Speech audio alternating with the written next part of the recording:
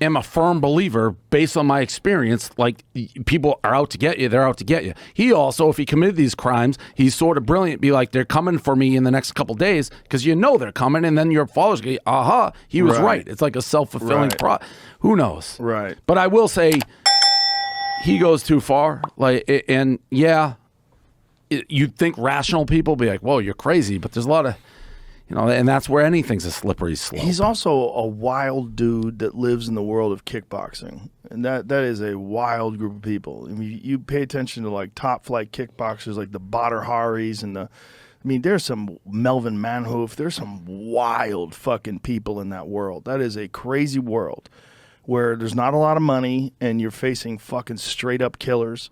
And, there's all sorts of different personalities in that world, but it's a different kind of human.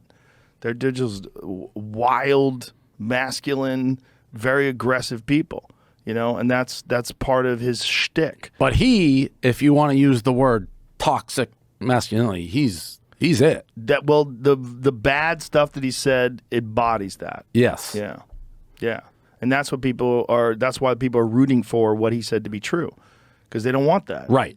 But you're still crazy to root for that, because you're not thinking about the victims that would be involved. You're basically, that means a lot of people were hurt. Well, if it's true, you want them to be punished. Correct. Like, hoping that it's not true when it is true is not good either.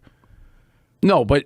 You know what I'm saying? Like, if you're hoping that it's true and it's not true, that's horrible, because you are hoping for people to have been victimized. I see what you're saying. Yes, right. Yeah.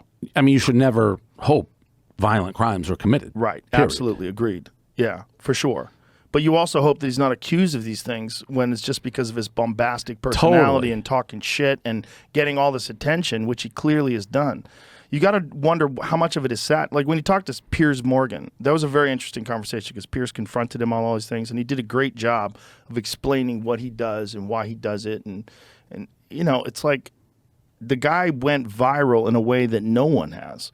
And so quickly. Yeah. In a while, we're like my 12-year-old and my 14-year-old were asking me about it. Yeah. No, he was it. Yeah. All over TikTok and all over everything. And if you just look at some of those scary little part clips, in a weird way. If your 12-year-old and 14-year-old are hearing some of the outrage, like nobody wants. Yeah.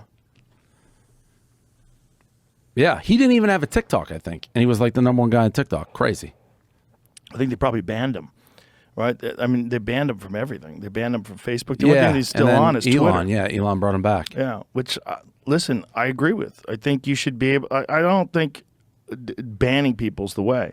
I think this exchange with Greta Thunberg is a perfect example of how to counteract that. Yeah. Like, she just mocks him.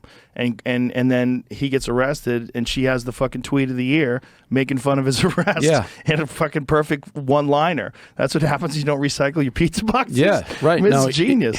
That's why it's good that someone like that is on social media, because you get a chance for people to participate in the conversation.